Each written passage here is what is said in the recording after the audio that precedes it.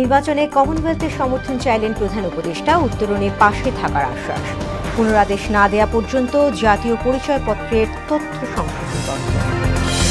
সুষ্ঠু নির্বাচন নিয়ে সরকারে আস্থা থাকলেও কয়েক উপদেষ্টার অনাস্থা বিএনপির। নির্বাচনী বাজেটে সমস্যা না থাকার দাবি অর্থ উপদেষ্টার। 7 দিনেও হাসিনা কামালের মৃত্যুদণ্ডের রায় সই হয়নি জানিয়েছে প্রসিকিউশন। রামপুরা হত্যাযজ্ঞে 4 আসামির অভিযোগ শুনানি 4 ডিসেম্বর। এবং পারিবারিক আদালতে বিনামূল্যে সেবা পাবেন ভুক্তভোগীরা, বললেন আইন উপদেষ্টা। ভোগান্তি ও দুর্নীতি কমে যাওয়ার আশা।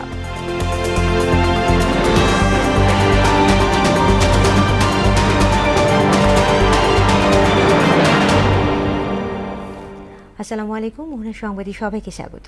শুনছিলেন শিরোনাম, পুরো সংবাদে আছি আমি তাসমিয়া সেরিন। আসন্ন জাতীয় নির্বাচনে কমনওয়েলথের পূর্ণ সমর্থন চেয়েছে প্রধান উপদেষ্টা প্রফেসর মোহাম্মদ ইউনূস। দুপুরে রাষ্ট্রীয় অতিথি ভবন যমুনায় কমনওয়েলথ মহাসচিব শার্লি আরকার বটফেলচের সঙ্গে বৈঠকে তিনি এ সমর্থন চান। প্রধান উপদেষ্টা বলেন, বাংলাদেশের গণতান্ত্রিক উত্তরণের পাশাপাশি আসন্ন নির্বাচনেও সংস্থাটির সহযোগিতা প্রয়োজন। এ সময় অবাধ, সুষ্ঠু ও উৎসবমুখর নির্বাচন আয়োজনে অন্তর্বর্তীকালীন সরকারের প্রতিশ্রুতি পুনর্ব্যক্ত করেন তিনি। জবাবে নির্বাচন ও নির্বাচন পরবর্তী উত্তরণে কমনওয়েলথের পূর্ণ সমর্থনের আশ্বাস দেন শার্লি আরকার। জাতীয় নির্বাচন সামনে রেখে পুনর্নির্দেশনা না দেওয়া পর্যন্ত জাতীয় পরিচয়পত্রের ঠিকানা পরিবর্তন সহ অন্যান্য তথ্যের সংশোধন কার্যক্রম বন্ধ রাখার সিদ্ধান্ত নিয়েছে কমিশন। জাতীয় পরিচয় নিবন্ধন অনুবিভাগ থেকে এই তথ্য নিশ্চিত করা হয়েছে। এদিকে প্রবাসী বাংলাদেশি ভোটারদের ভোট গ্রহণ প্রক্রিয়া নিয়ে ডাক বিভাগের সঙ্গে বৈঠক করেছে নির্বাচন কমিশন। সোমবার বেলা 11টায় শুরু হওয়া এই বৈঠকে প্রবাসী নির্বাচনের দায়িত্বপ্রাপ্ত জনশক্তি, সরকারি চাকুরিজীবী এবং আইনি হেফাজতে থাকা নাগরিকদের ভোট গ্রহণ নিয়ে আলোচনা হয়। বৈঠকে প্রধান নির্বাচন কমিশনার সহ অন্য কমিশনাররা উপস্থিত ছিলেন। সুষ্ঠু নির্বাচন আয়োজনে সরকারের প্রতি আস্থা থাকলেও কয়েকজন উপদেষ্টার কার্যক্রম সন্তোষজনক নয় বলে অভিযোগ করলেন বিএনপির সিনিয়র যুগ্ম মহাসচিব রুহুল কবির রিজভী। আর দলের স্থায়ী কমিটির সদস্য নজরুল ইসলাম খান বলেন, নারীদের কর্মঘণ্টা কমানো হলে দেশ এবং জাতি পিছিয়ে পড়বে। স্বাধীনতা বিরোধীরা নির্বাচন নিয়ে ষড়যন্ত্র করছে বলে অভিযোগ করেন স্থায়ী কমিটির আরেক সদস্য গয়েশ্বর চন্দ্র রায়। রাজধানীতে আলাদা অনুষ্ঠানে তারা এসব কথা বলেন। তানজিদ ভুঁইয়ার প্রতিবেদন।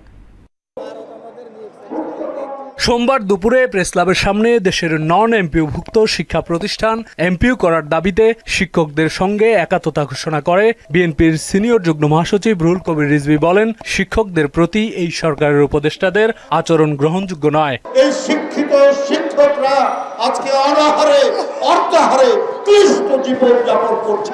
ফ্যাসিস্ট আমলের জেল জুলুম, অত্যাচার, নির্যাতন আর অর্থ লুপাটের কথা তুলে ধরে রিজভী বলেন, অন্তর্বর্তী সরকারের উপদেষ্টাদের কার্যক্রম সন্তোষজনক নয়। সর্বোচ্চ দাম দিয়ে সেই বিদ্যুৎ চুক্তি শেখ হাসিনা করেছিল। ডক্টর ইউনূস সাহেবের সরকার সেই চুক্তি কিন্তু বাতিল করতে পারেননি, সেইভাবেই টাকা দিতে হচ্ছে। এই সরকারের অধীনে একটা অবাধ সুষ্ঠু নির্বাচন সম্ভব, আমাদের সে বিশ্বাস এখনো আছে ডক্টর ইউনূস সাহেবের সরকারে।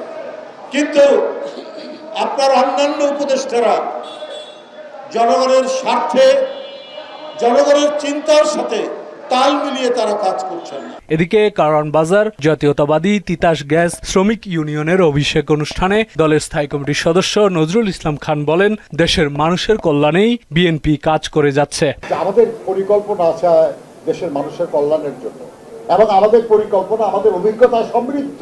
আমাদের পরিকল্পনা আমাদের যে অতীত যে কর্মকাণ্ড, সে কর্মকাণ্ডের আলোকে প্রণয়ন করা। অন্যদিকে রাজধানীর উত্তরায় আরেক আলোচনায় দলের স্থায়ী কমিটির সদস্য গয়েশ্বর চন্দ্র রায় বলেন, যারা স্বাধীনতা বিরোধী তারাই নির্বাচন নিয়ে ষড়যন্ত্র করছে।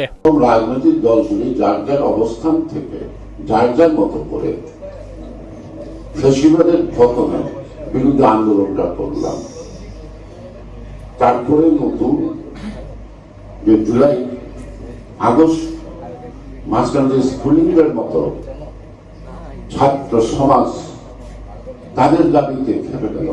গণতন্ত্র পুনরুদ্ধারের লড়াইয়ে সবাইকে ঐক্যবদ্ধ থাকার আহ্বান জানান তিনি। আমরা সংস্কার তৈরি করার পরে একটি দলকে দিলাম, তারা সংযোজিত করতে লাগলো তাদের 3 মাস। অর্থাৎ সেখানে পাণ্ডিত্য আছে, কিন্তু তাদের প্রয়োগের মানুষ। তানজিদ ভুইয়া, মোহনা সংবাদ, ঢাকা। নির্বাচন ও গণভোটের বাজেটে কোনো সমস্যা হবে না, তবে খরচ বাড়বে বলে জানিয়েছেন অর্থ উপদেষ্টা ডক্টর সালেউদ্দিন আহমেদ। সচিবালয়ে সরকারি ক্রয় সংক্রান্ত উপদেষ্টা পরিষদ কমিটির সভা শেষে একথা জানান তিনি। বলেন, তফসিল ঘোষণার পর নির্বাচন কমিশনের চাহিদার ভিত্তিতে বরাদ্দ দেওয়া হবে। শামীমুজ্জামান চৌধুরীর রিপোর্ট। আগে গণভোট নাকি জাতীয় নির্বাচন, গণভোট একসঙ্গে, এই নিয়ে রাজনৈতিক দলগুলোর মধ্যে চলছে কথার লড়াই। এ নিয়ে সৃষ্ট রাজনৈতিক বিতর্কের অবসানে দলগুলোকে আলোচনার মাধ্যমে সিদ্ধান্তে আসতে সময় বেঁধে দিয়েছিল সরকার। তবে দলগুলো তাতেও ঐকমতে আসতে ব্যর্থ হয়। এই অবস্থার মধ্যে সোমবার সচিবালয়ে ক্রয় কমিটির বৈঠক শেষে গণভোট নিয়ে কথা বলেন অর্থ উপদেষ্টা। গণভোটের ব্যাপারটা আসছে, এটা তো আগে যখন আমরা বাজেট দিয়েছি সেই ওই প্রজেকশনে ওদের এটা ছিল না হয়তো। আমার মনে হয় চ্যালেঞ্জটা হলো, ওই চ্যালেঞ্জটা গ্রহণ করতে হবে, একই দিনে করা, তাই না, যেটা সরকার থেকে সিদ্ধান্ত নিয়েছে। আমরা স্পর্শকাতর ভোট কেন্দ্রগুলোতে বডি ক্যামেরা দেয়া হবে জানিয়ে তিনি বলেন, এর বরাদ্দ দেবে স্বরাষ্ট্র মন্ত্রণালয়। আমরা একটা সিদ্ধান্ত নিয়েছি, বডি ক্যামেরা যেটা হবে সেটা ঠিক এখানে পারচেজ কমিটি এসে ওরা একটা ডিসিশন হয়েছে, ওদের যে রেসপেক্টিভ যে এজেন্সি আছে ওদেরকে আমরা বলে দিয়েছি বাজেট যেটা আছে ওটা আপনারা ব্যবহার করেন। এ সময় দ্রব্যমূল্যে ঊর্ধ্বগতি নিয়ন্ত্রণে ব্যবসায়ীদের দায়িত্বশীল হওয়ার আহ্বান জানান অর্থ উপদেষ্টা। সবচেয়ে বেশি হলো আমাদের যারা ব্যবসায়ীরা তাদেরকে একটু রেসপন্সিবল হতে হবে। শামীমুজ্জামান চৌধুরী, মোহনা সংবাদ, ঢাকা। বিএনপি ক্ষমতায় গেলে সাংবাদিকদের অধিকারের বিষয়টি অগ্রাধিকার দেওয়া হবে বলে জানালেন দলের মহাসচিব মির্জা ফখরুল ইসলাম আলমগীর। আর ক্ষমতায় গেলে গণমাধ্যমের স্বাধীনতায় হস্তক্ষেপ না করার প্রতিশ্রুতি দিলেন জামায়াত, এনসিপি, বাসদ সহ বিভিন্ন রাজনৈতিক দলের নেতারা। সকালে রাজধানীতে বিজেসি আয়োজিত গণমাধ্যম সংস্কার বিষয়ক আলোচনায় এসব অঙ্গীকার করেন তারা। মনিরুল ইসলামের প্রতিবেদনে দেখবেন বিস্তারিত। বেশ ঢাকঢোল পিটিয়ে নানান প্রস্তাবনায় জাতীয় ঐক্যমত্য কমিশন সরগরম থাকলেও সে বিবেচনায় গণমাধ্যম ছিল উপেক্ষিত। যদিও গণমাধ্যম সংস্কার কমিশন সাংবাদিকতার নানান দিক নিয়ে প্রস্তাবনা দিলেও তা ফাইলবন্দিই রয়ে গেছে। এমন বাস্তবতায় সম্প্রচার সাংবাদিকদের সবচেয়ে বড় সংগঠন বিজেসি 13টি সুপারিশ করে। এতে সাংবাদিকের সংজ্ঞা, শিক্ষাগত যোগ্যতা, ওয়েজ বোর্ড, টেলিভিশনের লাইসেন্স নীতিমালা, সাংবাদিক নিবন্ধন, শিল্পায়ন, সমন্বিত আইন ও অন্তর্বর্তী ব্যবস্থা সহ রাজনৈতিক অঙ্গীকার চেয়েছে সংগঠনটি। যে দলই ক্ষমতায় আসুক, সাংবাদিকদের স্বাধীনতায় হস্তক্ষেপ করা যাবে না বলে মত দেন সংগঠনের নেতারা। গণমাধ্যমের স্বাধীনতা, দখলদারিত্ব ও নীতি সংস্কার সহ বিভিন্ন বিষয় নিয়েও কথা বলেন তারা। এই আমাদের লোক বলাটা আপনারা বন্ধ করবেন। আমরা চাই না আমরা কেউ আপনাদের লোক হই।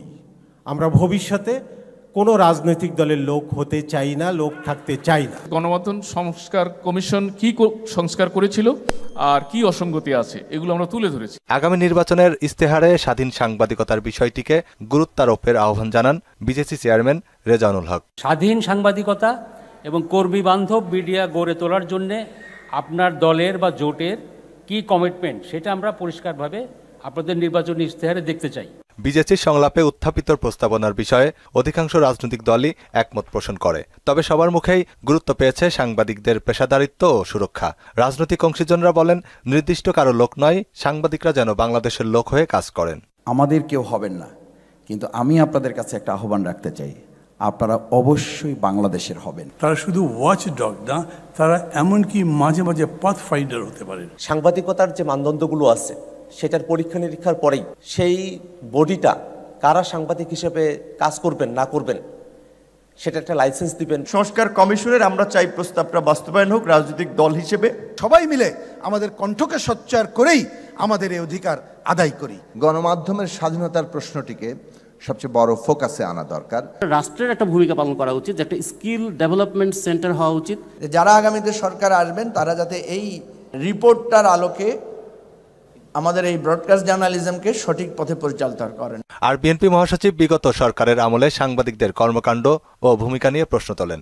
আমরা দেখেছি গত 15 বছর নিজেরাই উদ্যোগী হয়ে আপনারা ফ্যাসিলিটিকে সমর্থন করেছেন।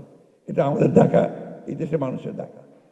তো সেই জায়গাগুলোতে আপনাদেরও কমিটমেন্টের প্রয়োজন আছে যে আপনারা ওই জায়গাগুলো থেকে নিজেরা বাইরে থাকবেন, আপনাদের কমিটমেন্ট থেকে জনগণের কাছে আপনারা স্বাধীন সাংবাদিকতা করবেন। তবে ক্ষমতায় গেলে সাংবাদিকদের সুরক্ষা ও অধিকার বাস্তবায়ন অগ্রাধিকার পাবে বলেও জানান মির্জা ফখরুল।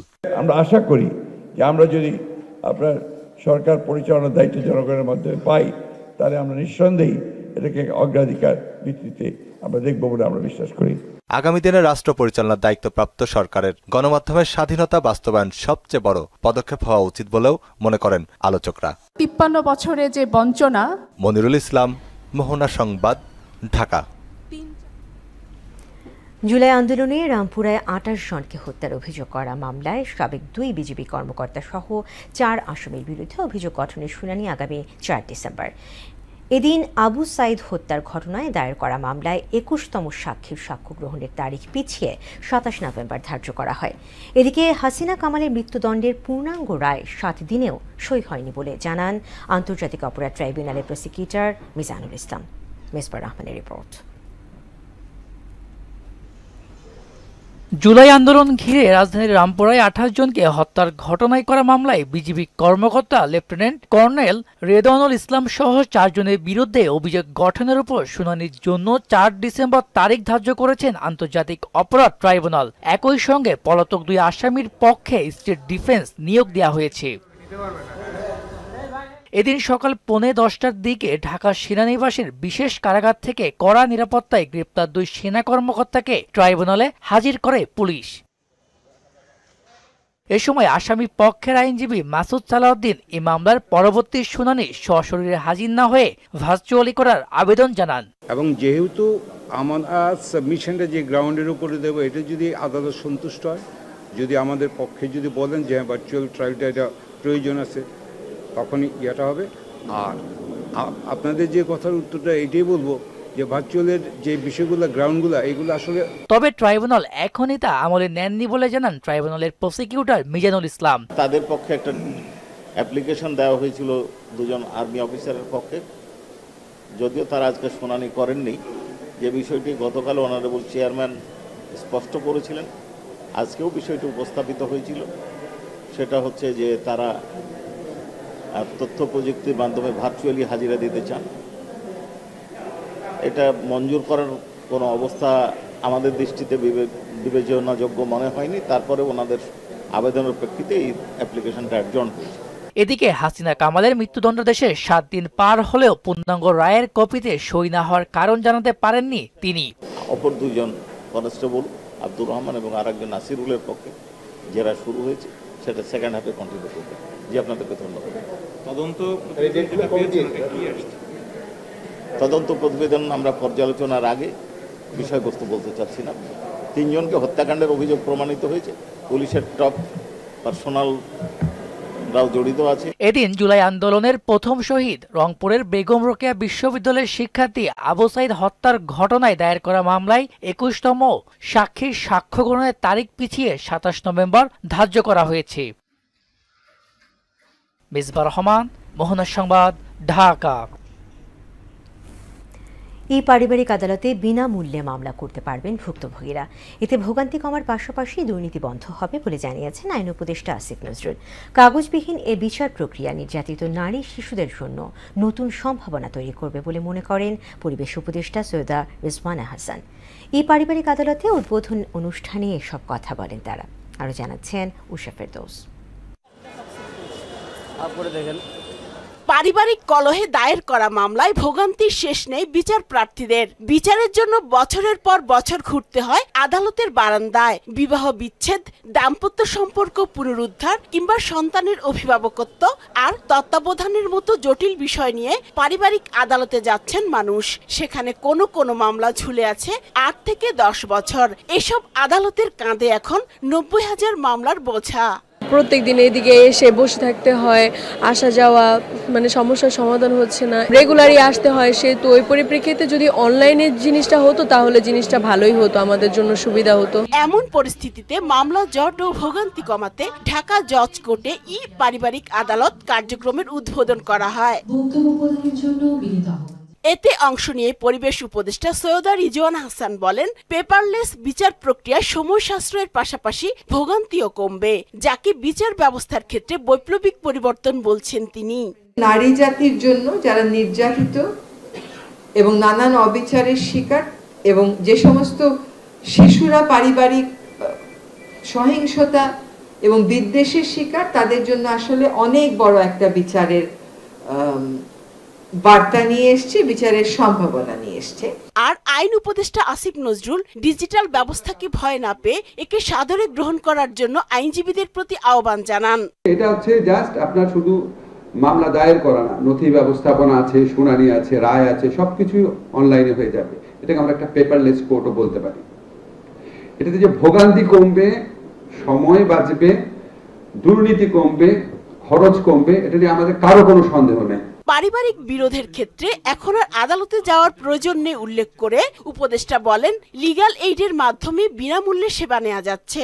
এই প্রক্রিয়ায় একজনের পরিবর্তে 3 জন বিচারককে যুক্ত করা হয়েছে। লিগ্যাল এইডে একজন বিচারক ছিল, সেখানে আমরা 3 জন করে দিয়েছি। যখন এটা ফুলি ফাংশনাল হবে, বাংলাদেশে যত মামলা হয় তার অ্যাটলিস্ট 1/4 এমনকি 1/3 পর্যন্ত লিগ্যাল এইডের মাধ্যমে নিষ্পত্তি হবে। উষা ফেরদৌস, মোহনা সংবাদ, ঢাকা।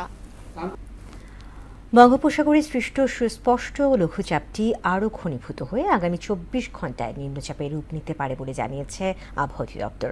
পরবর্তীতে তা ঘূর্ণিঝড়ে রূপান্তর হয়ে উপকূলে আঘাত হানতে পারে বলেও আশঙ্কা আবহাওয়াবিদদের। এদিকে ভূমিকম্প মোকাবেলায় প্রস্তুতি এবং সচেতনতার উপর জোর দিচ্ছেন বিশেষজ্ঞরা। বিস্তারিত জানাচ্ছেন নাহিদ সিরাজি নিম্মি। সাগরে গভীর সুস্পষ্ট লঘুচাপ বিরাজ করছে। আবহাওয়া অধিদপ্তর বলছে এটি পরবর্তী 24 ঘন্টায় ঘনীভূত হয়ে নিম্নচাপে রূপ নিতে পারে, এমনকি শক্তি বাড়লে এটি ঘূর্ণিঝড়েও পরিণত হওয়ার আশঙ্কা রয়েছে। বঙ্গোপসাগরে গত 22 তারিখে 22 নভেম্বর একটা লঘুচাপ তৈরি হয়েছে এবং গতকালকে লঘুচাপটি আরো ঘনীভূত হয়ে সুস্পষ্ট লঘুচাপে পরিণত হয়েছে। আমরা আশঙ্কা করছি যে সুস্পষ্ট লঘুচাপটি আগামী 24 ঘন্টার মধ্যে ঘনীভূত হয়ে নিম্নচাপে রূপ নেবে এবং পরবর্তীতে এটা আরও ঘনীভূত ঘূর্ণিঝড়ের রূপ নেওয়ার সম্ভাবনা রয়েছে। দিনের তাপমাত্রা স্বাভাবিকের কাছাকাছি থাকায় শহরে শীতের আমেজ তেমন অনুভূত হচ্ছে না, তবে রাত ও সকালে হালকা ঠান্ডা ইঙ্গিত দিচ্ছে মৌসুম পরিবর্তনের। এদিকে আবহাওয়ার পাশাপাশি দেশের আরেকটি বড় ঝুঁকি ভূমিকম্প। প্রাকৃতিক দুর্যোগকে আমরা কোনোভাবে ইগনোর করতে পারবো না। আমাদের প্রাকৃতিক দুর্যোগের সাথে মোকাবেলা করে বেঁচে থাকতে হবে। তো মোকাবেলা করার জন্য আমাদের যে জিনিসটা করতে হবে সেটা হলো যে আমরা আসলে এই ভয়টাকে জয় করব। তো জয়টা কিভাবে করব? ভূমিকম্পের ক্ষেত্রে যে প্রাকৃতিক এই যে দুর্যোগটা, এটা মোকাবেলা করার জন্য 3 ধাপে আমাদেরকে কাজ করতে হয়। একটা ধাপ হলো ভূমিকম্প চলাকালীন, আরেকটা হলো ভূমিকম্প হওয়ার আগে, আরেকটা হলো ভূমিকম্প হওয়ার পরে। দুর্যোগ কখন হবে তা বলা না গেলেও পূর্ব প্রস্তুতি থাকলে ক্ষয়ক্ষতি অনেকটাই কমানো সম্ভব বলেও মত দেন বিশেষজ্ঞরা। নাহিদ সিরাজি নিম্মি, মোহনা সংবাদ, ঢাকা। বাংলাদেশ সেসোট অ্যাওয়ার্ডস 2025-এর সিইও অব দ্য ইয়ার পুরস্কারে ভূষিত হয়েছেন ওয়েলটন মাইক্রোটেক কর্পোরেশনের chief executive officer Nishat Tasnim Suchi. Bangladesh brand ফোরামের উদ্যোগে আয়োজিত 4র্থ আসরে তাকে এই সম্মাননা দেওয়া হয়। এতে ওয়েলটনের head of distributor network Mohammad Firoz আলমকেও sales director of the year পুরস্কার দেওয়া হয়। সম্প্রতি রাজধানীর একটি হোটেলে এই আয়োজন সম্পন্ন হয়। ওয়েলটনের ঊর্ধ্বতন কর্মকর্তা সহ সংশ্লিষ্টরা এ সময় উপস্থিত ছিলেন। শেষ করব মোহনা সংবাদ, যাবার আগে শুরু আরও একবার।